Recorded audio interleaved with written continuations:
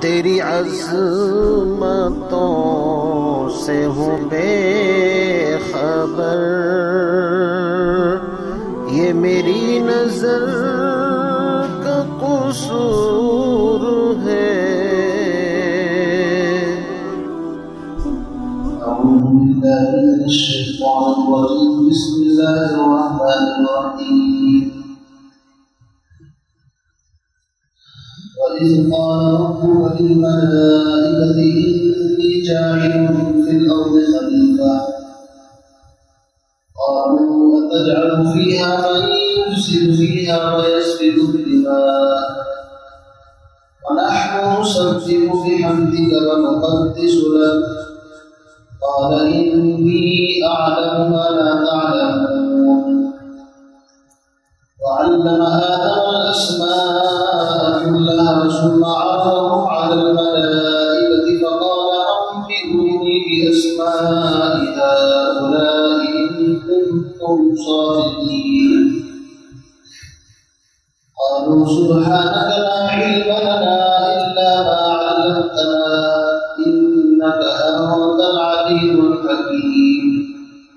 قال يا آدم أنبئهم بأسمائهم فلما أنبأهم بأسمائهم قال ألم أقل لكم إني أعلم غيب السماوات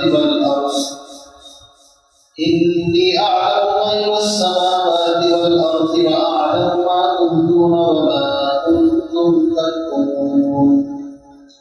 وإذ قلنا للملائكة اسجدوا لآدم فسجدوا إلا إبليس أبى واستكبر وكان من الكافرين. وقلنا يا آدم اسكن أنت وزوجك الجنة وكلا منها رغدا حيث شئتما ولا تقربا هذه الشجرة فتكونا من الظالمين. فأزلهما الشيطان عنها فأخرجهما مما كانا فيه وقلنا اهبطوا بعضكم لبعض عدو ولكم في الأرض مستقر ومتاع إلى حين. فتلقى آدم من ربه كلمات فتاب عليه إنه هو التواب الرحيم.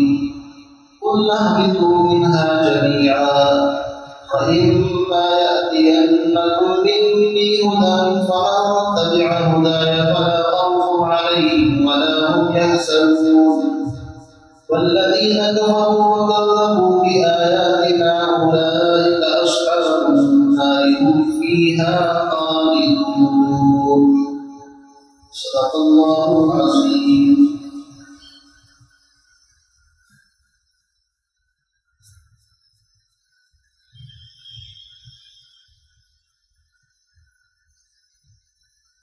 سورۃ البقرہ اس کی آیت نمبر 29 سے لے کر آیت نمبر 38 تک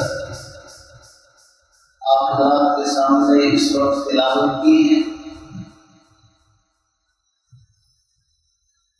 اللہ رب العزت نے اس رکوع کے اندر بڑے اہم مضامین، بڑی اہم باتیں ارشاد فرمائی۔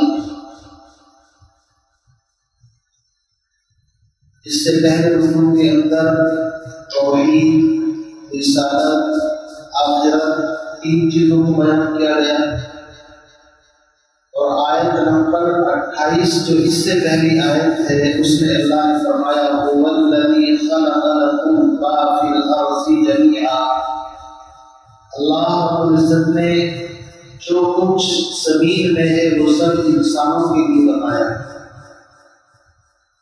چونکہ زمین کا ذکر آیا ہے تو اللہ رب العزت نے آگے پھر آدم علیہ السلام جو اس زمین کے خلیفہ ہے، اللہ کی طرف سے نائب ہیں، ان کا تذکرہ، ان کی تخلیق کا واقعہ یہاں سے بیان کیا ہے۔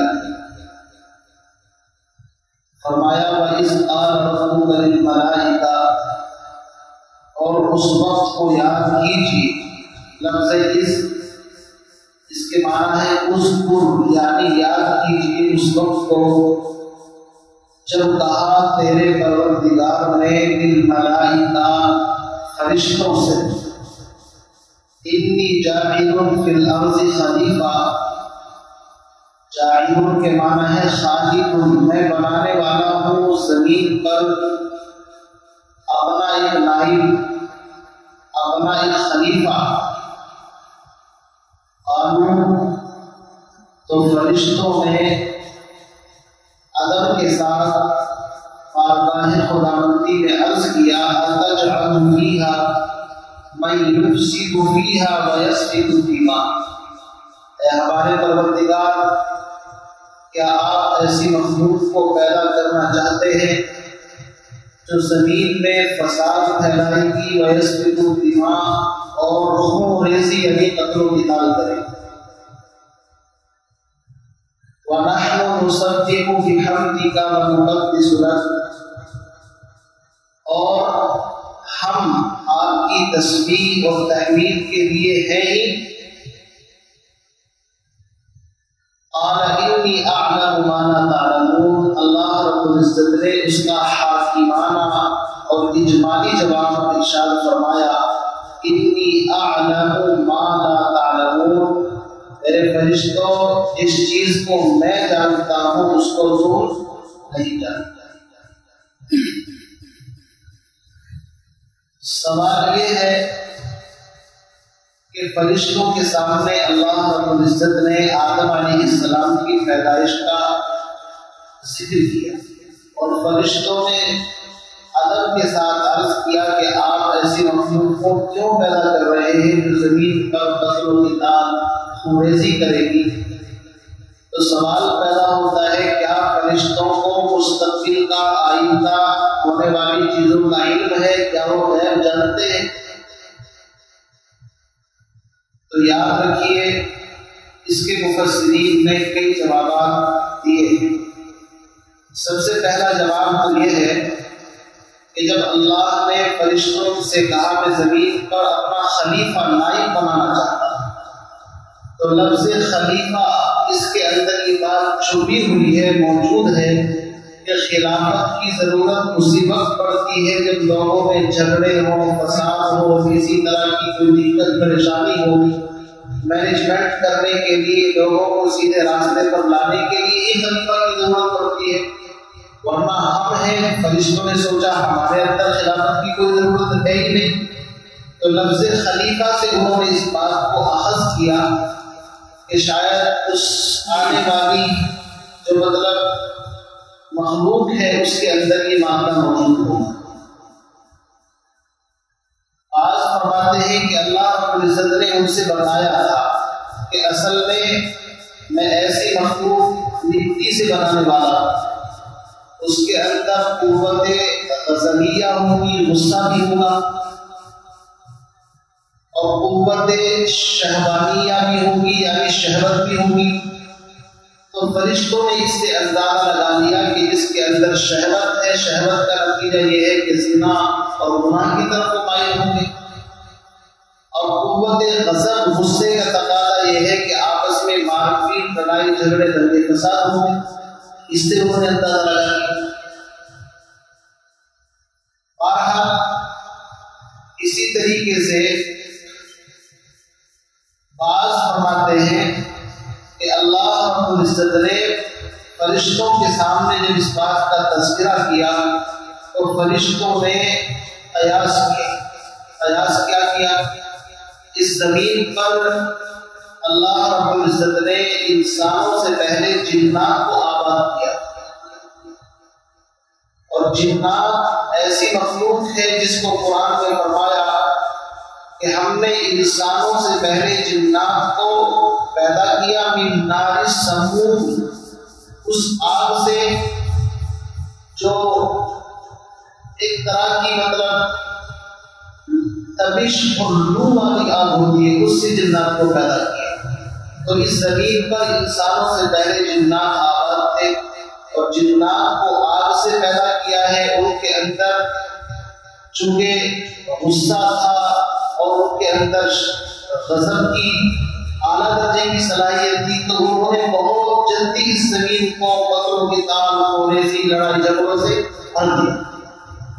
جب اس زمین پر قتل و قتال ہوا تو فرشتے دیکھتے تھے آسمانوں پر یہ کیا ہو رہا ہے، لڑائی جھگڑے دنگے فساد. تو اللہ رب العزت نے فرشتوں کو مسلط کیا کہ ان کو سزا دو.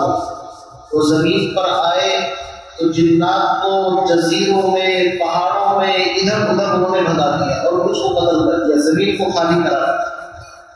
انہی میں سے یہ ابلیس تھا جس کے چل کر کے آگے ذکر آئے گا کہ یہ فرشتوں کے پاس رہنے لگا اور کثرت عبادت اور زہد اور تقوی کی وجہ سے بڑے مراتب اس نے حاصل کر لیے، جنت کا خازن بن گیا. اور اس کے اندر بھی چونکہ اصل بات وہی تھی قوت غضبیہ، چونکہ جنات میں سے تھا لیکن فرشتوں کی صحبت میں رہ کر کے اپنے آپ کو ظاہر نہیں ہونے دیتا تھا، لیکن اللہ جانتے تھے اس کے دل کے اندر کیا بات. تو بہرحال فرشتوں نے اس سے اندازہ لگا کیا کہ جیسی مخلوق وہ تھی شاید ایسی مخلوق یہ ہوگی. تو سوال یہ ہے کہ جو بھی شکل نہیں ہو، فرشتوں نے اللہ کے سامنے عرض کیا الہی آپ ایسی مخلوق کو کیوں پیدا کرتے ہیں جو زمین پر فتنے فساد خوریزی کرے، اور ہم نہ فساد پھیلاتے ہیں نہ قتل و قتال کرتے ہیں، بلکہ وَنَحْنُ نُسَبِّحُ بِحَمْدِكَ وَنُقَدِّسُ لَكَ. دو چیزیں کہی تھی انہوں نے، ایک فساد اور ایک خوریزی. تو فساد کے مقابلے میں نسبیح کہا اور قتال کے مقابلے پر ونقدس کہا. دو چیزیں کہ ہم تیری تسبیح اور بڑائی کے لیے کافی ہیں. اللہ رب العزت نے دو جواب اس کے دیے ہیں، ایک حاکمانہ اور ایک حکیمانہ. حاکمانہ جواب تو بادشاہوں کی طرح کہ میں جانتا ہوں تم نہیں جانتے، اس میں نہیں تھا نہ اللہ کیوں کیا کی گنجائش ہے نہیں. اللہ نے کہتے میں جانتا ہوں تو نہیں جانتے. اور حکیمانہ جواب یہ ہے کہ اس کی وجہ اور لوجک بھی بیان کی جائے. چنانچہ آگے دوسرا تفصیلی جواب آگے آ رہا ہے. اللہ نے فرمایا انی اعلم ما لا تعلمون، میں جانتا ہوں تم نہیں جانتے. اب سوال یہ ہے کہ اللہ رب العزت نے تین مخلوق بنائی ہے، بڑی مخلوق، ایک ناری، ایک نوری، ایک خاکی. تین مخلوق. ناری کہتے ہیں نار آگ کو، جنات کی پیدائش آگ سے. نور کہتے ہیں روشنی کو، فرشتوں کی پیدائش نور سے. اور نور کی خاصیت یہ ہے کہ اس کے اندر ٹھنڈک ہوتی ہے، اسی لیے فرشتوں کی شان یہ ہے بل عباد مکرمون، وہ معزز بنتے ہیں اللہ کے. لا یسبقونہ بالقول وهم بامرہ یعملون، اللہ کے حکم کی ذرہ برابر نافرمانی نہیں کرتے اور نہ کر سکتے، کرنے کی صلاحیت بھی نہیں ہے. ان کے بارے میں قرآن کہتا ہے کہ اللہ رب العزت نے جن چیزوں کا ان کو حکم دے دیا ان کو بغیر چھو اور چلا کے کر رہے ہیں. کسی کو رکوع میں، کسی کو سجدے میں، کسی کو کھڑا، کسی کو بیٹھا. جس حال میں اللہ نے پیدا کر دیا اسی حال میں ہے اور قیامت تک اسی حال کے اندر رہے. تو دو مخلوق ہیں، ایک نار اور ایک نور. ایک آگ سے پیدا ہوئی اور ایک نور سے پیدا ہوئی. اللہ رب العزت نے ان دونوں کے مقابلے پر ایک تیسری مخلوق انسان کو بنایا، مٹی سے بنایا، خاک سے بنایا. چنانچہ روایت کے اندر آتا ہے کہ جب اللہ رب العزت نے آدم علیہ السلام کو بنانے کا ارادہ کیا تو سب سے پہلے جبریل امین سے کہا کہ جاؤ زمین کے اوپر جاؤ اور زمین کے تمام حصوں سے تھوڑی تھوڑی مٹی اکٹھی کر کے لاؤ. سیدنا جبریل زمین کے اوپر آئے تو زمین رونے لگی. اللہ کا واسطہ دیا، خدا کے واسطے مجھے مت چھوڑو، میں تم سے اللہ کی پناہ مانگتی ہوں کہ مجھ پر تصرف کرو. تو جبریل ذرا ذرا ملتے واپس چلے گئے. اللہ نے پوچھا کیا ہوا؟ کہ وہ تو رو رہی تھی، گڑ گڑا رہی تھی اور تمہارا واسطہ دیا، میں تو واپس آ گیا. اس کے بعد اللہ رب العزت نے میکائیل یعنی جو بارش کا فرشتہ ہے اس کو بھیجا. ان کے ساتھ بھی یہی معاملہ ہوا، وہ زمین رونے لگی تو واپس چلے گئے۔ اس کے بعد جو موت کا فرشتہ ہے جس کو کہتے ہیں اسرائیل، اس کو بھیجا، زمین نے اس کے سامنے بھی رونا چلانا گڑگڑانا شروع کیا، اللہ کا واسطہ دیا۔ انہوں نے کہا دیکھو اللہ کا حکم بڑا ہے تمہارے ساتھ، میں اللہ کے حکم کی نافرمانی نہیں کر سکتا، اور زمین کے تمام حصوں سے تھوڑی تھوڑی مٹی لے لی اور اللہ کے پاس گئے۔ اللہ جو سب کچھ جانتے ہیں پھر بھی پوچھا تو مٹی لے کر کے آ گئے۔ زمین نے منع نہیں کیا کہ منع تو بہت کیا، لیکن آپ کے حکم کے سامنے کہاں سننے والا۔ اللہ نے فرمایا کہ اس مٹی سے جس مخلوق کو میں بناؤں گا اس کی روح قبض کرنے کی ذمہ داری تمہاری۔ چنانچہ کتنا بھی رو چلا اس کو مدرس نہیں ہے، یہ تو اللہ نے اصل میں لکھ دیا سارے چیزیں۔ تو اس کا مختصر یہ ہے کہ اللہ رب العزت نے اس ساری کی ساری مٹی کو ایک جگہ اکٹھا کیا، اس میں کالی مٹی بھی تھی، گوری بھی تھی، اس کے اندر سخت بھی تھی، نرم بھی تھی۔ پہاڑوں کی مٹی بڑی سخت ہوتی ہے، اسی لیے انسانوں کی الگ الگ قسمیں ہیں، کوئی نرم ہے، کوئی سخت ہے، کوئی خوبصورت ہے، کوئی درمیانہ ہے، کوئی بہت زیادہ کالا ہے۔ یہ مٹی جیسی جیسی تھی وہ ساری کو ایک جگہ ملا ہے۔ قرآن پاک میں کئی جگہ الگ الگ آیا ہے، کہیں فرمایا خلقہ من تراب، انسان کو مٹی سے پیدا کیا، کہیں فرمایا اللہ نے خلقہ من طین لازب، ملی ہوئی مٹی سے پیدا کیا، کہیں آئے گا خلقہ من صلصال من حمأ مسنون، بدبودار مٹی سے پیدا کیا، اور کہیں پر آئے گا خلق الانسان من صلصال کالفخار، کھنکھناتی بجتی ہوئی مٹی سے پیدا کیا۔ یہ الگ الگ الفاظ قرآن میں آئیں گے۔ اس کی شکل یہ ہے کہ مٹی تو مٹی ہے، جب اس کو گونج دیا جاتا ہے تو وہ ملی ہوئی مٹی ہو جاتی ہے، اور جب اس کو رکھ دیا جائے تو وہ گارا بن جاتا ہے، جس کو طین لازب یا حمأ مسنون کہتے ہیں۔ اور کچھ مدت تک اسی طرح چھوڑ دو تو ظاہر بات ہے وہ سڑ جاتی ہے، بدبو پیدا ہو جاتی ہے۔ تو انسان کا جو خمیر تھا وہ 40 دن یا 40 سال اللہ بہتر جانے اسی طرح وہ پڑا۔ اس کے بعد اللہ رب العزت نے پھر اس کو ایک شکل دی، اور قرآن کہتا ہے خلقتہ بیدی، اللہ نے اپنے ہاتھ سے انسان کو بنایا ہے۔ یہ بڑے کمال کی بات۔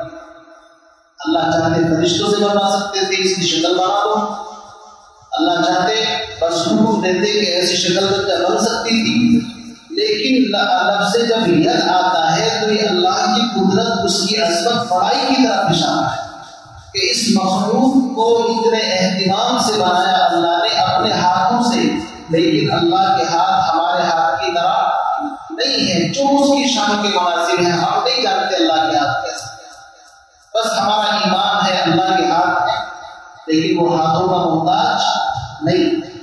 اللہ نے اپنے ہاتھوں سے اس مخلوق کو بنایا، اور بنانے کے بعد قرآن کے اندر ہے وَنَفَخْتُ فِيهِ مِن رُّوحِي، صرف ہاتھوں سے نہیں بنایا بلکہ اپنی روح کو اس ٹکڑے کے اندر ڈالا۔ یہ اس سے بھی بڑی بات ہے۔ چنانچہ روایت میں آتا ہے جب اس کا خطرہ تیار ہو گیا اور یہ پڑا تھا زمین پر تو فرشتے اس کے پاس سے گزرتے تھے تو ڈرتے تھے، پتہ نہیں کون سی مخلوق پیدا ہوئی۔ اور یہ جنات میں سے ابلیس تھا، یہ بھی رہتا تھا، یہ اس کے پاس سے گزرتا تھا تو فرشتوں سے پوچھتا تھا کہ اگر اس کو اوپر مسلط کیا گیا تو اس کی بات مانو گے؟ فرشتوں نے کہا کیوں نہیں مانیں گے، اللہ کا حکم ہے مانیں۔ اس نے کہا میں تو دیکھوں گا، سوچوں گا۔ بعض روایت کے اندر آتا ہے کہ آدم علیہ السلام کے منہ سے داخل ہوتا اس پتلے کے اندر اور دبر کے اندر سے نکل جاتا، پیچھے کے راستے سے، پکانے کے راستے، پیچھے سے داخل ہوتا، آگے سے نکلتا، ایک طرح سے مذاق کرتا تھا۔ کہنے لگا گھبرانے کی بات نہیں ہے، اندر سے دھوکنا ہے، میں اس سے مجھے کوئی پرابلم نہیں ہے، لیکن جب دل کی طرف یہ نظر کرتا تھا تو ڈرتا تھا کہ اس کے اندر ضرور کوئی قیمتی چیز رکھی جائے، تھا بڑا خطرناک۔ تو بہرحال اللہ رب العزت العزت نے فرشتوں کو پہلے ہی کہا تھا جب میں اس کے اندر اپنی روح کو روکوں تم سب کے سب سجدے کے اندر چلے جائیں۔ اب یہ ہوا اللہ رب العزت نے اپنی روح کو اس کے اندر رکھا۔ اب ہم اس کو نہیں سمجھتے اللہ رب العزت کو کوئی دیکھ نہیں سکتا تو اس نے اپنی روح میں سے جس چیز کو پھونکا اس کو ہم کیسے دیکھ سکتے؟ یہی وجہ ہے کہ اللہ رب العزت حی ہے، زندہ ہے، ہمیشہ سے ہے، ان پر نہ کبھی موت آئی نہ کبھی موت آئے گی۔ اللہ حی ہے نا، زندہ۔ جب اس پتلے کے اندر اللہ نے اپنی روح کو ڈالا تو وہ بھی حی بن گیا، زندہ ہو گیا۔ اب انسان کا حال یہ ہے کہ انسان کے اوپر موت آئے گی لیکن موت کے بعد یہ آگے کی منزل کی طرف ٹرانسفر، سمجھے نہیں، عالم برزخ کے اندر چلا جائے گا، وہاں سے عالم آخرت کے اندر اس کے اوپر بھی کبھی موت نہیں آئے گی۔ یعنی یوں سمجھو انسان ازل سے ہمیشہ سے تو نہیں تھا لیکن انسان ابدی ہے، ہمیشہ رہنے والی مخلوق ہے۔ جب ایک مرتبہ اس کے اندر روح بن گئی تو اب یہ روح کبھی سے نکالی نہیں جائے گی۔ اور یہ اتنا خطرناک مسئلہ ہے کہ اب تو گھبرا کے کہتے ہیں کہ مر جائیں گے، مر کے بھی چین نہ پایا تو ادھر جائے گا۔ انسان کے اندر جب روح ڈل گئی اب اس کی منزل آگے کی طرف ہے۔ یہ عالم ارواح سے عالم دنیا کے اندر آیا، عالم دنیا سے عالم برزخ کے اندر جاتا ہے، عالم برزخ سے عالم آخرت کے اندر، اور آخرت میں دو ہی ٹھکانے ہیں، یا تو جنت یا جہنم۔ اسی لیے جب جہنم کے اندر جائیں گے وہاں ان کا منظر یہ ہوگا لا یموت فیہا ولا یحیا، نہ زندگی ہوگی نہ موت ہوگی، اسی حال کے اندر رہنا۔ تو عزیز بزرگوں دوستوں، آدم علیہ السلام کے اندر اللہ رب العزت نے روح پھونکی، روح آئی سر کی طرف سے۔ سر انسان کا سب سے اعلیٰ درجے کا حصہ ہے۔ جیسے ہی سر کے اندر روح آئی باقی جسم کے اندر روح ابھی نہیں آئی، تو آدم علیہ السلام نے آنکھیں کھولی تو فوراً ان کو چھینک آئی۔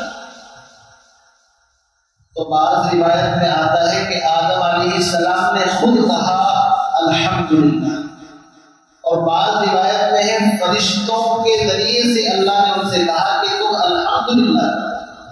فرشتوں نے اس کے جواب میں کیا کہا؟ یرحمک اللہ۔ اس کے بعد آنکھیں کھلی تو جنت کی ساری نعمتیں ان کے سامنے موجود ہیں۔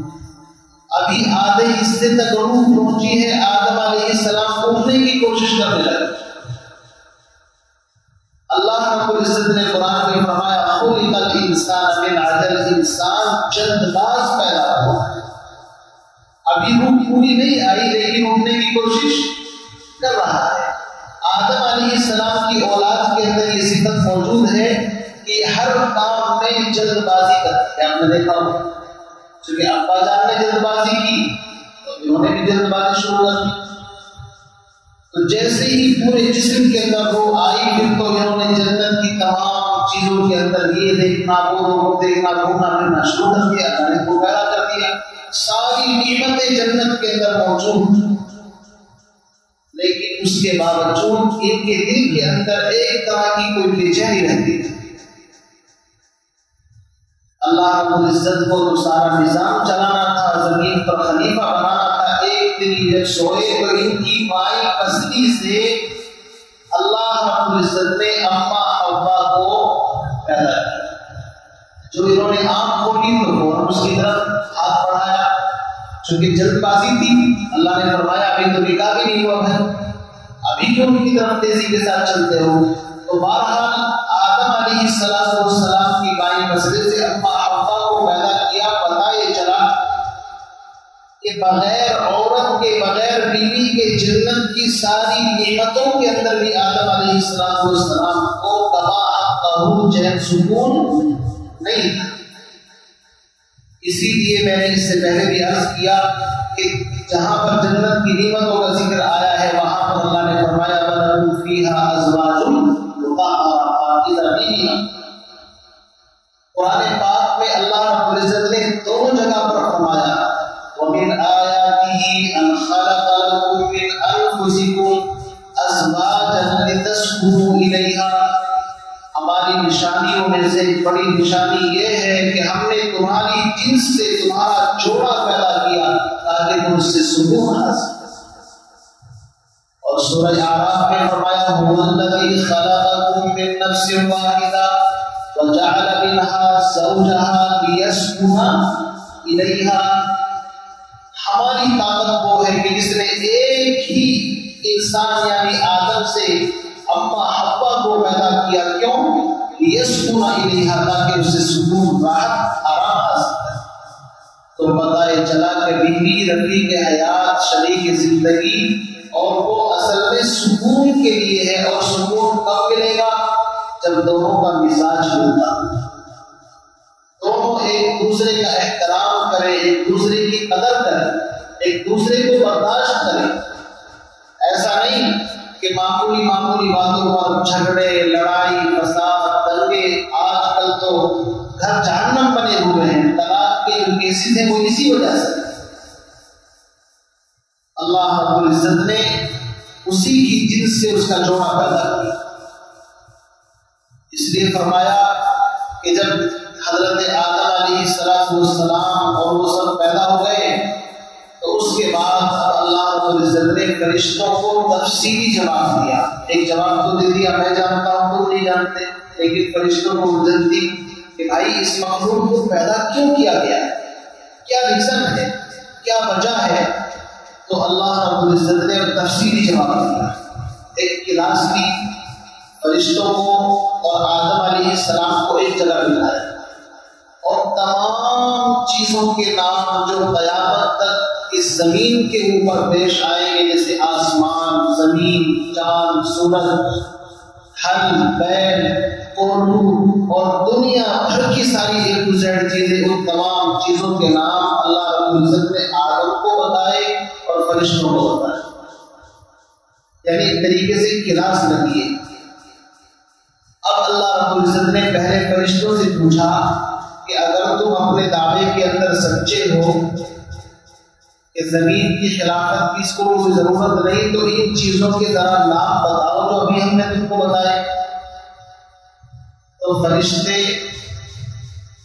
اپنے عجز کا اعتراف کرنے لگے اور کہنے لگے سبحان الہی، آپ کی ذات پاک ہے، لا علم لنا الا ما علمتنا، ہمیں تو بس اتنا ہی پتا ہے جتنا آپ نے ہم کو بتا دیا، اس سے آگے ہم کچھ نہیں جانتے۔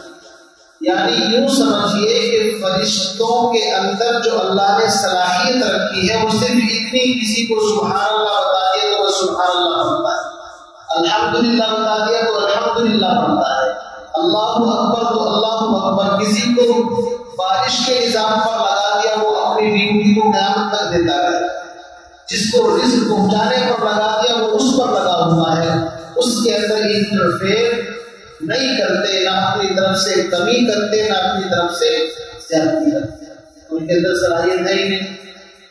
لیکن آدم علیہ السلام کو اللہ نے وہ صلاحیت دی ہے کہ یہ ساری چیزوں کو جن کی زمین کے اوپر ضرورت پڑے گی ان تمام چیزوں کا علم اللہ نے ان کو عطا فرما دیا۔ اسی لیے قیامت تک ان کی اولاد نئی نئی چیزوں کی ریسرچ اور کھوج کرتی رہتی ہے۔ یہ ساری چیزیں آدم علیہ السلام کو اللہ نے پہلے ہی بتلا دی، سمجھے نہیں؟ قیامت تک آنے والی تمام چیزیں اللہ نے آدم علیہ السلام کو بتلا دی تھی، ان کا علم دے دیا تھا۔ اس سے یہ بھی پتہ چلا کہ اس زمین پر آنے والا سب سے پہلا انسان اللہ کا نبی ہے، پیغمبر ہے، گناہوں سے معصوم ہے، اور دنیا کے اندر جو ضرورت کی چیزیں ہیں اللہ نے ان کے ساتھ وہ جنت سے دے کر کے ان کو بھیجا۔ یہ جو آپ نے کتابوں میں سنا ہوگا کہ انسان آدی مانو تھا، اس کے پہلے بندر کی طرح پوچھ تھی، بڑے بال تھے، یہ تھا وہ تھا، آہستہ آہستہ اس نے ترقی کر کے اور پھر یہ انسان بنا ہے۔ اس کی بنیاد صحیح نہیں ہے۔ قرآن کہتا ہے اس زمین پر آنے والا سب سے پہلا انسان کون ہے؟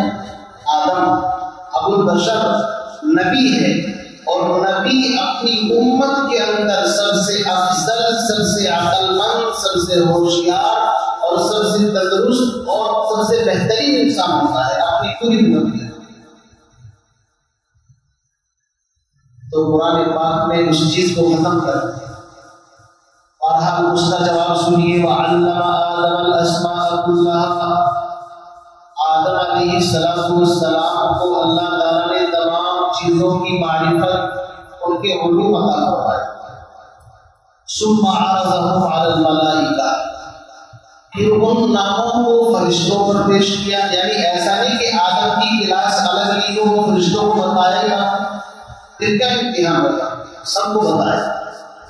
فقال، پھر فرشتوں سے کہا، انبئونی باسماء هؤلاء، فرشتوں ان چیزوں کے نام بتاؤ، ان کنتم صادقین، اگر تم سچے ہو۔ اب ظاہر بات ہے فرشتے بیچارے جب ان کو بھوک نہیں لگے گی تو دال روٹی کیا جائے، دال روٹی کا پتا تو اس کو ہونا جس کو بھوک لگے گی، اب فرشتوں کو بھوک نہیں لگتی تو وہ دال گوشت کیا جانے، انہوں نے کہا کہ ہم نہیں جانتے آپ نے کیا بتایا۔ اس سے پتہ چلا کہ انسان کو اگر کسی چیز کا علم نہ ہو تو ادھر ادھر کی ہانکنے کی ضرورت نہیں ہے، صاف صاف کہنے میں نہیں جانتا۔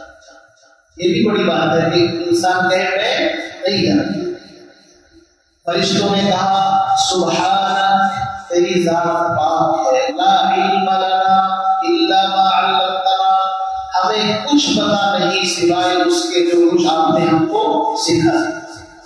انک انت العلیم الحکیم، بے شک آپ علیم، بہت زبردست جاننے والے ہیں، اور ساتھ ساتھ الحکیم، حکمت والے بھی ہیں، اس لیے آپ کے ہر کام میں کوئی نہ کوئی حکمت ہے، لوجک ہے، چاہے وہ ہماری سمجھ میں آئے چاہے نہ آئے، اس لیے فرمایا آپ علیم بھی ہیں اور حکیم بھی ہیں۔ ہم نہیں جانتے کہ آپ نے اس مخلوق کو کیوں پیدا کیا، ہم سے غلطی ہو گئی، خام خواہ ہم نے سوال کر لیا۔ اصل میں فرشتے پوچھنا یہ چاہتے تھے کہ الہی اس کے پیدا کرنے میں حکمت کیا ہے، وہ اعتراض نہیں تھا۔ اب اللہ رب العزت نے آدم علیہ السلام سے کہا، قال یا آدم انبئہم باسمائہم، اے آدم ان چیزوں کے نام ان کے سامنے ذرا بیان کرو۔ تو یوں سمجھیے جیسے اسکرین کے اوپر ایک ایک چیز آتی رہے اور وہ نام بتاتے رہے، اللہ کی طرف سے ایک ایک چیز ان کے سامنے آتی اور آدم بتاتے یہ فلاں چیز ہے، یہ فلاں چیز ہے، یعنی تمام چیزوں کے نام اس لیے رکھتے تاکہ نام سے چیزیں سمجھ میں آ جاتی ہیں۔ اگر کسی کا نام نہ ہو تو بڑی دقت پریشانی ہو جائے گی، کیسے بلائیں گے اس کو، کیسے چیزوں کو پہچانیں گے؟ تو پتہ یہ چلا کہ تمام چیزوں کے نام اللہ رب العزت نے، یہاں تک روایت میں آتا ہے ساری مخلوق، شیر، چیتا اور جتنے مخلوق ہے ساری کی ساری وہ ان کے سامنے آئی، وہ نام بتاتے رہے۔ اخیر کے اندر گدھا یہ بھی آیا اور آدم علیہ السلام کے پیچھے کی طرف سے آیا، اسی لیے آدم علیہ السلام نے کہا یہ تو گدھا ہے۔ گدھے کی مثال اسی لیے عام طور سے بے وقوفی کے ساتھ دی جاتی ہے، سمجھے نہیں؟ اب آدم علیہ السلام نے ساری چیزوں کے نام بتا دیے، یہ فلاں چیز، یہ فلاں چیز، فلاں کام کے اندر آتی ہے۔ فلما انبأهم باسمائهم، جب آدم علیہ السلام نے ان تمام چیزوں کے نام بتا دیے، قال، تو اللہ نے کہا فرشتوں سے، الم اقل لکم، کیا میں نے تم سے پہلے ہی نہیں کہا تھا، انی اعلم غیب السماوات والارض، آسمان اور زمین کی غیب چھپی ہوئی چیزوں کو میں جانتا ہوں، میرے علاوہ کوئی نہیں جانتا۔ وَأَعْلَمُ مَا تُبْدُونَ وَمَا كُنتُمْ تَكْتُمُونَ، اور میں جانتا ہوں اس کو جس کو تم چھپا رہے ہو اور اس کو جس کو تم ظاہر کر رہے ہو۔ ظاہر تو فرشتوں نے یہ کیا کہ وہ رزق قدر و مثال کرے گی، لیکن وہ چھپا اس چیز کو رہے تھے کہ اس کے فائدوں کا بھی پتہ چلنا چاہیے، فائدہ کیا ہے اس کے پیدا کرنے کا، تو اللہ نے بتا دیا۔ دیکھو سمپل بات ہے، یہاں دو چیزیں ہیں، ایک علم ہے اور ایک ذکر ہے، دو چیزیں ہیں نا۔ فرشتے تو ذاکرین تھے، ذکر کرنے والے، تسبیح تحمید کرنے والے، انہوں نے ذکر کی وجہ سے اپنے آپ کو سمجھا کہ بس ذکر ہی سب سے بڑی چیز ہے، حالانکہ ذکر بہت اونچی چیز ہے، وہ کوئی شک نہیں۔ ذکر حق آمد ہے،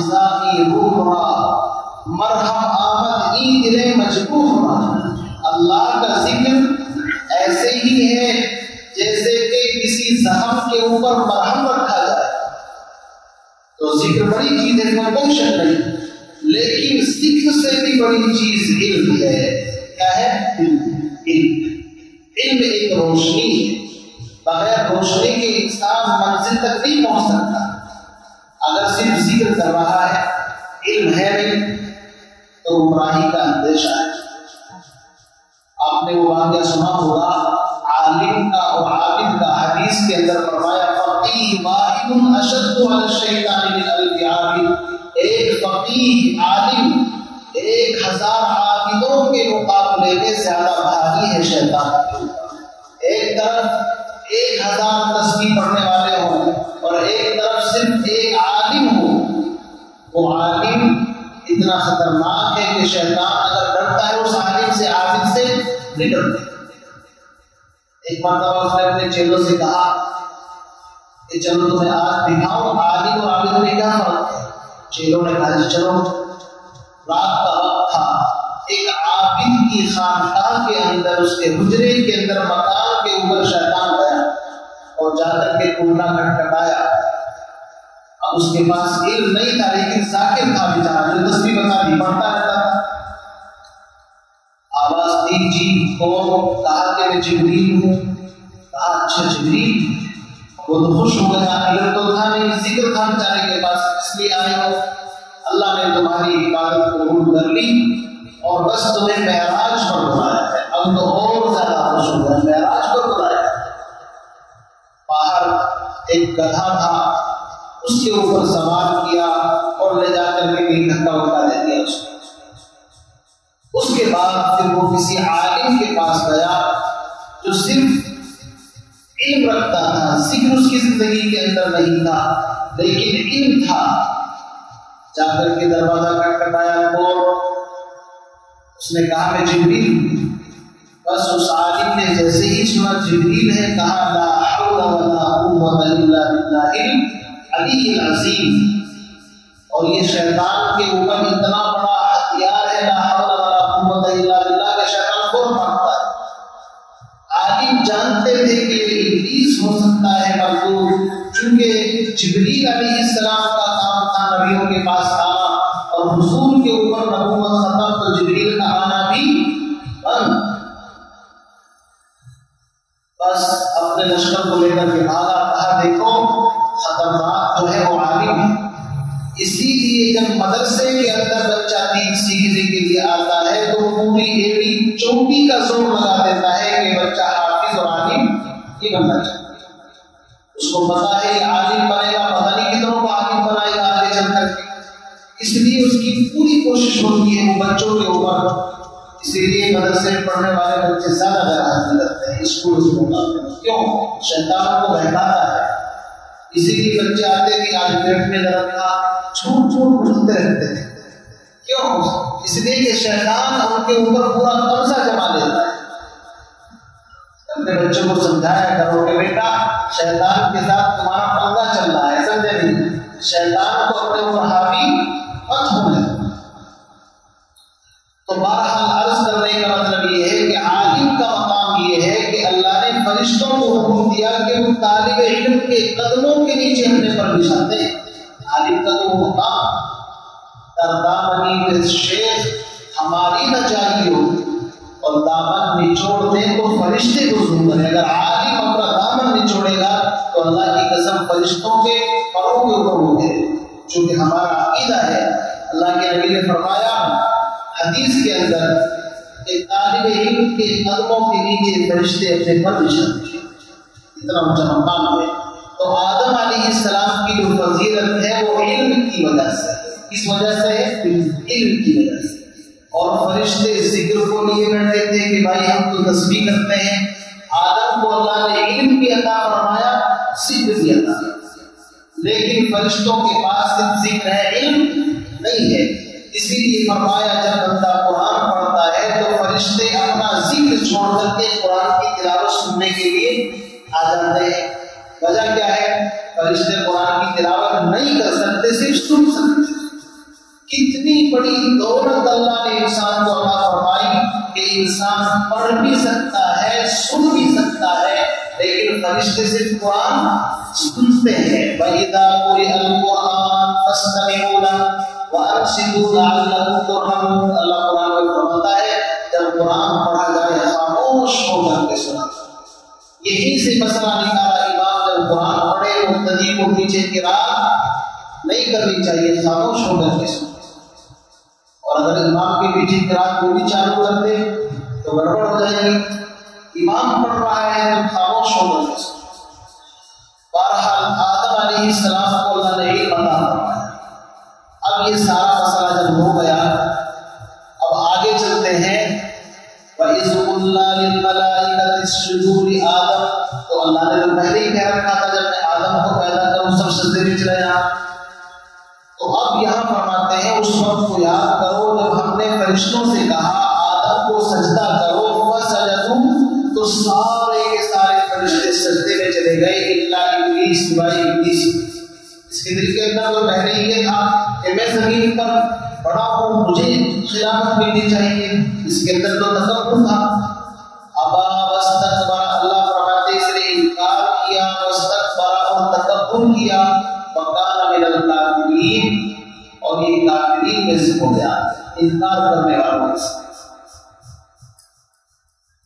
آدم علیہ السلام کو سجدہ نہیں کیا اس نے۔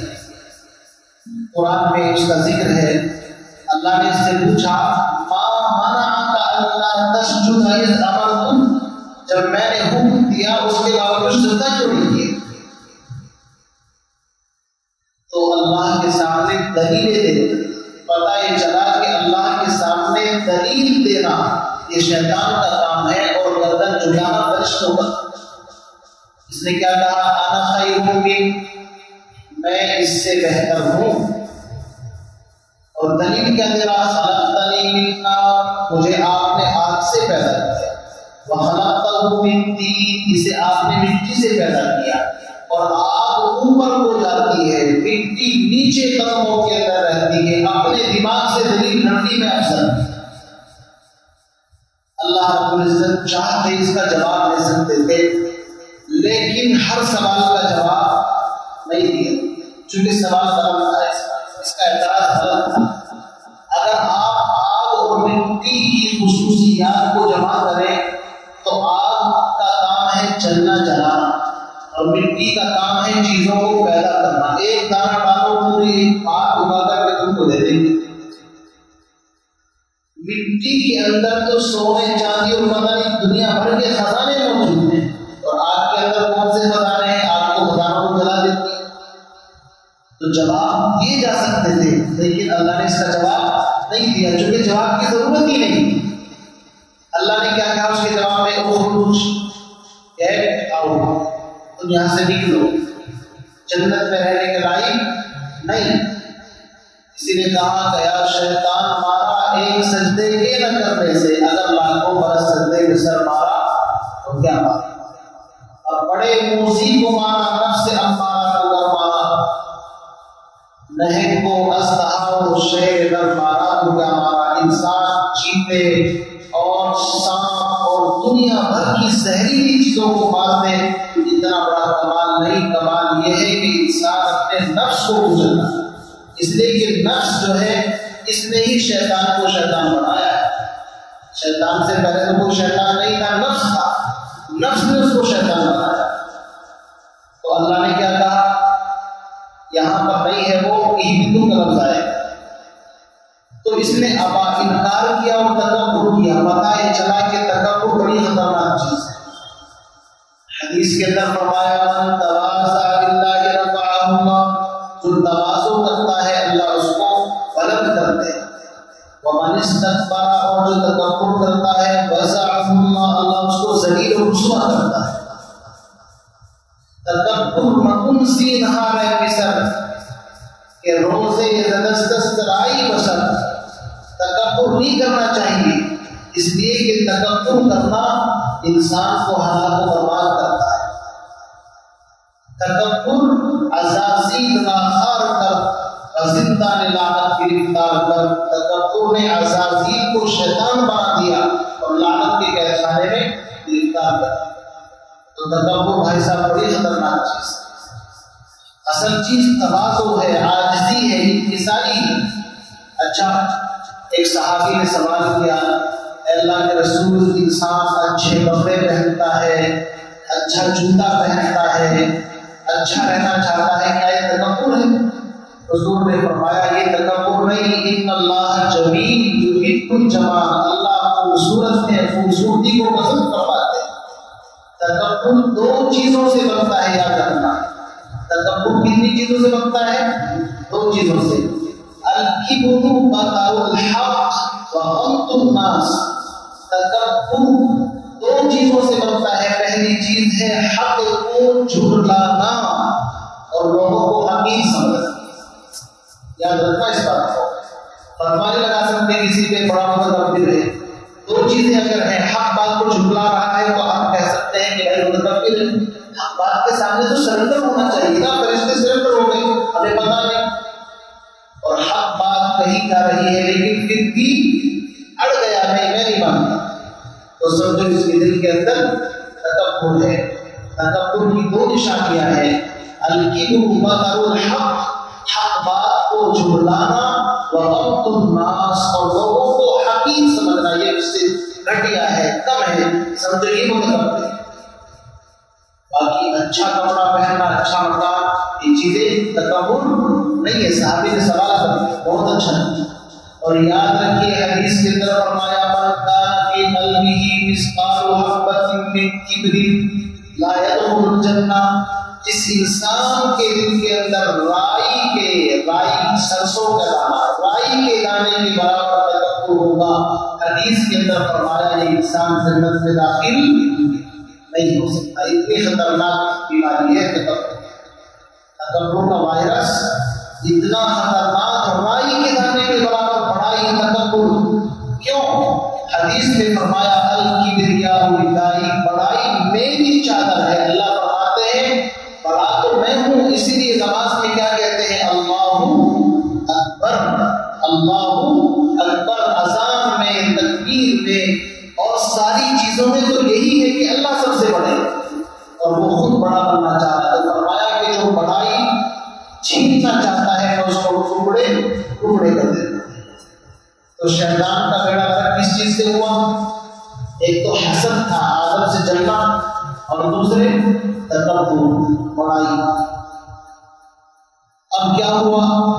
وَقُلْنَا يَا آدَمُ اسْكُنْ أَنْتَ وَزَوْجُكَ الْجَنَّةَ، اور ہم نے کہا ہے آدم تو اور تیری بیوی اسکن، سکون، آرام، راحت حاصل کرو جنت کے اندر، تم بھی تمہاری بیوی بھی آرام سے رہو۔ وَكُلَا مِنْهَا رَغَدًا حَيْثُ شِئْتُمَا، اور جنت میں سے جہاں سے چاہو، جس طرح چاہو اور جتنا چاہو، آرام سے ٹینشن فری ہو کر کے کھاؤ پیو۔ وَلَا تَقْرَبَا هَٰذِهِ الشَّجَرَةَ، لیکن چھوٹا سا ایک امتحان ہے، اس کا خیال رکھنا۔ وَلَا تَقْرَبَا هَٰذِهِ الشَّجَرَةَ، کوئی خاص درخت تھا، اس کی طرف اشارہ کر کے بتایا یہاں تمہیں نہیں جانا۔ دیکھو یہ قرآن کی بلاغت ہے، جب کسی چیز سے روکتا ہے تو یہ بھی کہا وَلَا تَأْكُلَا، اس کو کھانا نہیں، کھانے کا ذکر نہیں، بلکہ قریب جانے سے روک رہا ہے۔ وَلَا تَقْرَبَا، کیونکہ قریب جاؤ گے تو کہیں نہ کہیں اندیشہ ہے مبتلا ہونے۔ اسی لیے قرآن نے زنا کو دور کی بات، وَلَا تَقْرَبُوا الزِّنَا، زنا کے قریب بھی نہ جاؤ۔ اسی لیے قرآن نے یہاں فرمایا وَلَا تَقْرَبَا هَٰذِهِ الشَّجَرَةَ، خبردار جنت میں گھومو پھرو لیکن اس درخت کے قریب نہیں جانا۔ اچھا کون سا درخت تھا؟ قرآن نے تو کوئی ذکر نہیں کیا۔ تو ہمارے علماء فرماتے ہیں جس چیز کو اللہ نے نام لے کر کے بیان نہیں کیا، ہمیں اس کی کھود کھود کرنے کی کوئی ضرورت نہیں۔ دیکھو سب سے بہتر چیز بس کوئی درخت تھا، امتحان تھا، لیکن بہت سے لوگ، انسان کی عادت ہے کہ جس چیز سے روکا جائے گا اس کو ضرور کرے گا۔ انسان حریص فیما منع، جس چیز سے منع کرو گے اس کی خود کو کرو گے تو ضرور کرے گا۔ تو بعض نے کہا وہ زردون کا درخت تھا، کیونکہ گیہوں زیادہ کھاتے ہیں نا. بعد نے کہا انجیر کا درخت تھا, بعد نے کہا انگور کا درخت تھا, بعد نے کہا سنبل ایک درخت ہوتا ہے وہ تھا. بھائی اب ہم اللہ, جس کو اللہ نے مبہم رکھا ہے ہم بھی اس پر ایسے ہی ایمان رکھتے ہیں. بہرحال کوئی درخت تھا, اللہ نے فرمایا اس کے قریب نہیں جانا ورنہ کیا ہوگا, فَتَكُونَ مِنَ الظَّالِمِينَ, ظالم بن جاؤ. ظلم کہتے ہیں بذل الشیء فی غیر محلہ, کسی چیز کو اس کی جگہ سے ہٹا کر کے استعمال کرنا, اس کو ظلم کہتے ہیں. تم اپنی جان پر ظلم کرنے والے ہو جاؤ, اللہ نے بتا دیا. اب کیا ہوا, ایک مدت تک رہتے رہے اور شیطان کو وہاں سے نکال دیا تھا اخرج کہہ کر. تو شیطان کے دل کے اندر یہ بات تھی کہ جس کی وجہ سے مجھے نکالا گیا ہے اس کو تو برباد کروں گا. اسی لیے سورہ اعراف میں آئے گا جب اللہ اس کو بھگا رہے تھے, اخرج منہا فإنک رجیم وإن علیک اللعنۃ الی یوم الدین, قیامت تک میری لعنت رہے گی تجھ پر. اس نے کیا کہا تھا, رب انظرنی الی یوم یبعثون, درخواست دی تھی الہی قیامت تک مہلت چاہیے. اللہ رب العزت نے کہا چل قیامت تک مانتا ہے ٹھیک ہے. قال رب انظرنی الی یوم یبعثون قال انک من المنظرین, ہم نے تجھے مہلت دے دی. اب مہلت تو اس کو مل گئی, یہ کام میں رہتا تھا کسی طرح بہتاؤں کیسے کروں, لمبے چوڑے واقعات ہے میں مختصر کر کے بتاتا ہوں.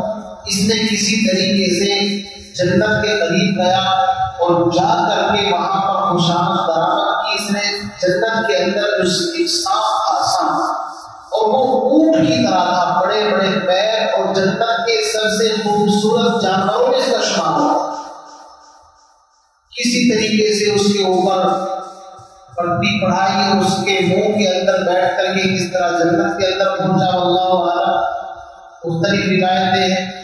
یہ ایسے ہی داخل ہو گیا اور جا کر کے وہاں اس نے اما حوا سے کہا, هل أدلك على شجرة الخلد وملك لا يبلى, کیا میں تمہیں ایسے درخت کے بارے میں بتاؤں گا تم اس کو کھا لو گے تو کبھی موت نہیں آئے گی, ہمیشہ ہمیشہ یہاں پر رہو. اب جنت کی نعمتوں کو دیکھ کر کے کوئی نہیں سوچے گا میں ہمیشہ رہوں. پہلے تو یقین نہیں کیا.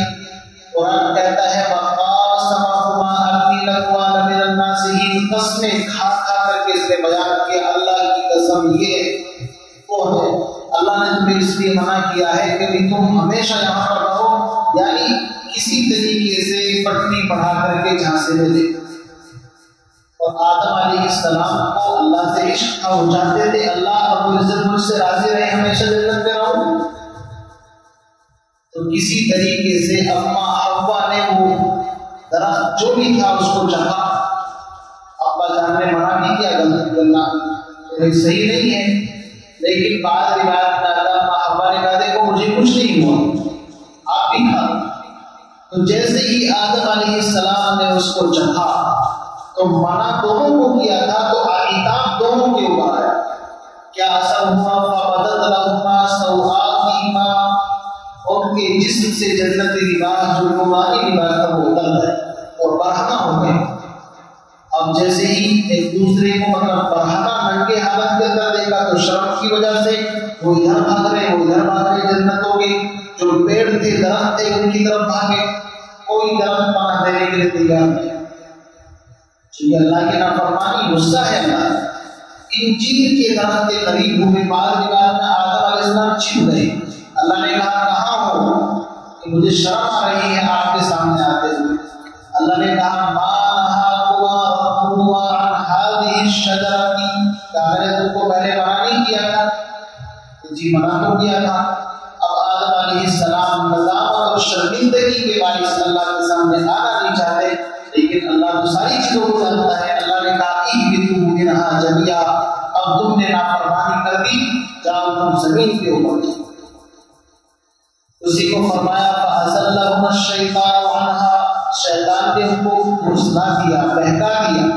فَأَخْرَجَهُمَا مِمَّا كَانَا فِيهِ, اور اس کے اندر سے ان کو نکلوا دیا جس کے اندر وہ تھے. وَقُلْنَا, اللہ فرماتے ہیں ہم نے کہا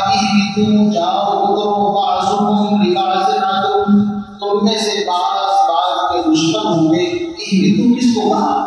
فرماتے ہیں آدم، حوا اور وہ جو سانپ تھا اس کو اللہ نے کہا کہ چل تیری شکل کو ہم نے مسخ کر دی اور اس تیرے پیروں کو تیرے پیٹ کے اندر اللہ نے تمیز اس کے اندر داخل کر دیا کہ یہ پیٹ کے بل چلتا ہے، اور کہا تیری غذا مٹی ہے اور آدم اور تیرے اندر دشمنی ہم نے پیدا کر دی۔ اسی لیے حدیث میں طرف فرمایا 5 چیزیں ایسی ہیں کہ اگر وہ حل اور حرم میں بھی نظر آئے تو نماز کی نیت توڑ کر کے دل کو باندھنے کا حکم ہے۔ ان میں سے ایک سانپ ہے۔ آدم علیہ السلام کے ساتھ ازلی دشمنی ہو گئی، اس لیے بعضهم لبعض عدو، شیطان کے ساتھ تو دشمنی ہے ہی۔ شیطان کے بارے میں قرآن خود فرماتا ہے ان الشیطان للانسان عدو مبین۔ ان تمام کو زمین پر اللہ نے بتایا، فرمایا وَلَكُمْ فِي الْأَرْضِ مُسْتَقَرٌّ وَمَتَاعٌ إِلَىٰ حِینٍ، تمہیں زمین میں ایک مدت تک کے لیے رہنا ہے اور پھر لوٹ کر کے ہمارے پاس آنا ہے، یعنی زمین کے اوپر بھی لائف ٹائم نہیں رہو گے۔ اب آدم علیہ السلام کو کہاں اتارا، حوا کو لمبی چوڑی باتیں ہیں، ہر ملک کا آدمی کہتا ہے ہمارے ملک کا تو اتارا، لیکن مشہور بات یہ ہے کہ آدم علیہ السلام کو ہندوستان کے اندر سری لنکا کے اندر ایک پہاڑ ہے سرنگیب کر کے، وہاں پر ان کے قدموں کے آثارات ملتے ہیں، اللہ رحمت ہے۔ اور جب اتارا تو ان کا جسم بڑا لمبا چوڑا تھا اس وقت، بعض کہتے ہیں کہ آسمانوں تک تھا، پھر ان کا جسم تھوڑا کم کیا گیا، 60 ہاتھ لمبا رہتا ہے، 60 ہاتھ بھی بہت ہوتا ہے۔ اور آدم علیہ السلام کو اللہ رب العزت نے زمین پر اتارا، وہاں اما حوا کو کہاں، جدہ کے اندر۔ جدہ جو ہے نا عربی میں دادی کو کہتے ہیں، جدہ اصل میں انہی کے نام پر اس شہر کا نام جدہ پڑ گیا۔ وہ ادھر اسی طریقے سے زمین پر جب اترے تو ندامت کی وجہ سے روایت میں آتا ہے 300 سال تک یا اس سے بھی زیادہ روتے رہے، بات ہی نہیں کرتے تھے، اللہ سے کچھ کہنا چاہتے تھے لیکن الفاظ کس طرح اللہ سے بات کرتے، تو اس کیفیت کے اندر رہے۔ اسی لیے کہا ہے کہ اصل انسان وہ ہے جو آدم علیہ السلام کی سنت کو زندہ کرنے، اگر غلطی ہو جائے تو آدم علیہ السلام روئے اللہ کے سامنے، رونا نام بنا دیتا ہے، اور شیطان اکڑ گیا، اور اکڑ کے اندر کیا ہے، پکڑ، اکڑ کے اندر کیا ہے، پکڑ ہے، اکڑے گا تو پکڑا جائے۔ اور آدم علیہ السلام عاجزی کی ساری ندامت، اب جب کافی زمان گزر گیا اللہ نے ان کو کچھ کلمات سکھائے۔ وہ کلمات کیا ہے؟ قرآن کے اندر ہے ربنا ظلمنا انفسنا وَإِن لَّمْ تَغْفِرْ لَنَا وَتَرْحَمْنَا لَنَكُونَنَّ مِنَ الْخَاسِرِينَ۔ یہ آدم علیہ السلام کا وظیفہ ہے۔ پتہ یہ چلا کہ اگر غلطی ہو جائے، کوتاہی ہو جائے تو اللہ سے کیا کہنا ہے، ربنا ظلمنا، اے ہمارے رب ہم نے اپنی جانوں پر ظلم کر دیا۔ اس میں اعتراف ہے اپنی غلطی کا۔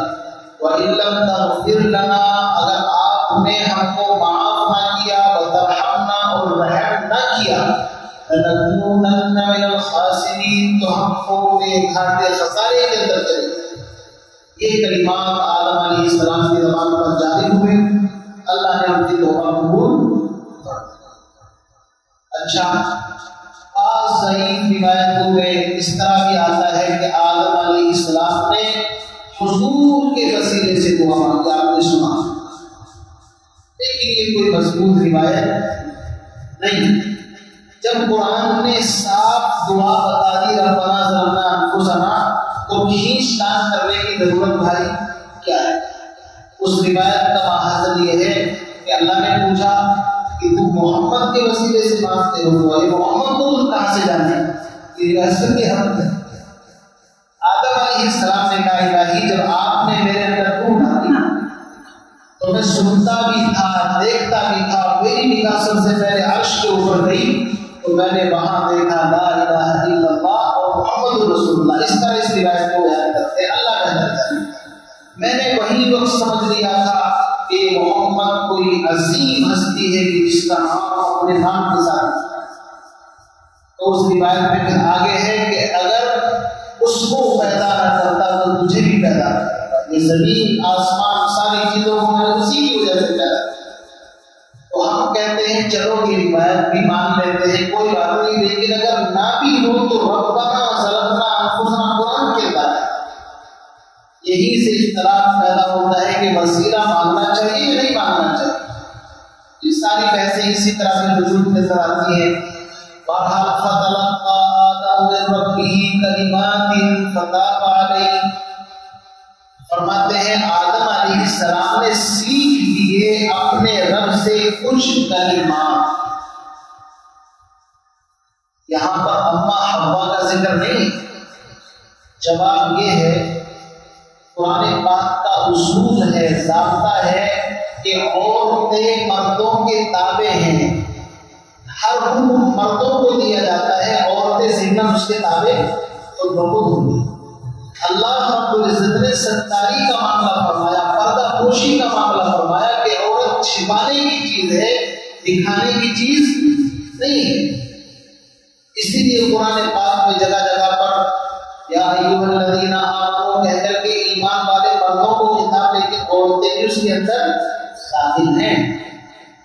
تو اللہ رب العزت نے تو اس عورت پر اتنا فضل فرمایا ہے کہ اس کے نام تک کو چھپانے کی کوشش کی۔ آدم کا نام ہے لیکن حوا کا نام کہیں آیا ہے آپ کے سامنے؟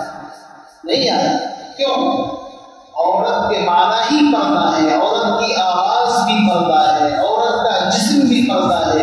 عورت کو چاہیے کہ وہ عورت بن کر کے زندگی گزارے، مرد بننے کی کوشش نہ کرے۔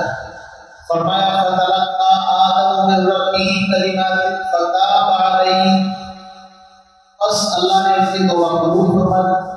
توبہ کے لیے تین چیزیں ہوتی ہیں۔ کتنی چیزیں ہوتی ہیں؟ تین چیزیں یاد رکھنا۔ سب سے پہلے ان یقلع عن المعصیہ، جس گناہ کو کیا ہے اس گناہ کو فوراً چھوڑ دو، یہ پہلی شرط۔ دوسری شرط ان یندم علیہا، دل کے اندر ندامت عاجزی ہو۔ تیسری شرط انسان ارادہ کرے پختہ عزم بالجزم اللہ یعود الیہا ابدا، کبھی بھی اس کام میں نہیں جائے گا۔ یہ تین چیزیں اگر ہیں تو توبہ ہے، اور اگر زبان سے توبہ کر رہا ہے تو اس کو توبہ نہیں ہے۔ غیر محرم کو دیکھ بھی رہا ہے اور لا حول بھی پڑھ رہا ہے تو ایسی توبہ خود توبہ کی محتاج ہے۔ فرضما تسبیح بدل دل کامخر، این چنی تسبیح کے دارت اثر، زبان کے اوپر کچھ دل میں کچھ، ایسی تسبیح کا کوئی فائدہ نہیں۔ تو توبہ کا مطلب یہ ہے کہ جس گناہ سے انسان توبہ کرے، تین شرطیں، اس گناہ کے قریب نہ جائے، دل میں ندامت ہو، اور آئندہ کے لیے ارادہ کر لے کہ کبھی اس کے قریب نہیں جاؤں۔ سمجھے نہیں؟ اس کو توبہ کہتے ہیں۔ فرمایا فَإِمَّا يَأْتِيَنَّكُم مِّنِّي هُدًى، اچھا پھر بار مرتبہ انسان توبہ کرتا ہے، اگر توبہ ٹوٹ جائے تو کہتے ہیں کہ اگر توبہ کے بعد اتفاق سے پھر گناہ ہو جائے پھر توبہ کرو، تو یہ توبہ کا دروازہ تو اللہ نے قیامت تک کے لیے کھول کر کے رکھا ہے۔ نہ جیت کر سکے نفس کے پہلوان کو تو یوں ہاتھ باہوں میں ڈھیلے نہ ڈالے، ارے اس سے کشتی تو ہے عمر بھر کی، کبھی یہ دبا لے کبھی کو دبا لے، اس کے ساتھ تو لڑائی چلتی رہے گی، ہو سکتا ہے کبھی یہ گالی بات ہے، لیکن حکمت نہیں آتی، کوشش کرتے رہنا۔ تو فرمایا اللہ التواب الرحیم، بے شک وہ بہت زیادہ توبہ قبول کرنے والا بڑا رحیم ہے۔ اس کے بعد فرماتے ہیں جب توبہ قبول ہو گئی، پہلے تو اللہ نے اتارا تھا غصے کے اندر جنت سے، اب دوبارہ پھر فرمایا اہبطوا، جاؤ۔ اب اللہ راضی ہو گئے۔ اب جو اہبطوا فرمایا ہے یہ اس وجہ سے کہ جو شروع میں فرمایا تھا کہ زمین پر تمہیں خلیفہ بنانے والا ہو، تو اب خلافت کی ذمہ داری سونپ دی ہے نا، تو اللہ نے فرمایا اہبطوا منہا جمیعا، جاؤ تم سب کے سبب زمین پر جاؤ، لیکن یاد رکھنا فَإِمَّا يَأْتِيَنَّكُم مِّنِّي هُدًى، جب بھی تمہارے پاس میری طرف سے کوئی ہدایت آئے کسی نبی اور پیغمبر کے ذریعے سے، چونکہ ہدایت کا ذریعہ تو وہی ہے، فَمَن تَبِعَ هُدَايَ، بس جو بھی اس ہدایت کا اتباع کرے گا، فلا خوف علیہم، تو اس پر آئندہ زمانے میں کوئی خوف نہیں ہوگا، ولا هم یحزنون، اور گزشتہ زمانے کی کسی بات پر کوئی ٹینشن بھی نہیں۔ خوف کہتے ہیں آئندہ چیز کے اوپر، اور حزن کہتے ہیں جو حالات ماضی میں پیش آ چکے ان کی ٹینشن۔ جواب یہ ہے کہ جو اس ہدایت کا اتباع کرے گا، نبیوں کی تعلیمات پر عمل کرے گا، نہ ان کو استقبال یعنی آئندہ کوئی دقت ہوگی، اور جو پہلے لفظ ہوگی اللہ ان کو بھی معاف کرے گا۔ والذین کفروا وکذبوا بآیاتنا، لیکن وہ لوگ جو کفر کریں گے، وکذبوا بآیاتنا، ہماری آیات اور نشانیوں کو جھٹلائیں گے، ان کے بارے میں کان کھول کر کے سنو، اولئک اصحاب النار، وہ جہنمی ہیں، ہم فیہا خالدون، ہمیشہ ہمیشہ اس کے اندر۔ تو اس رکوع کے اندر بڑی اہم باتیں، بڑے اہم مضامین اللہ رب العزت نے بیان فرمائے۔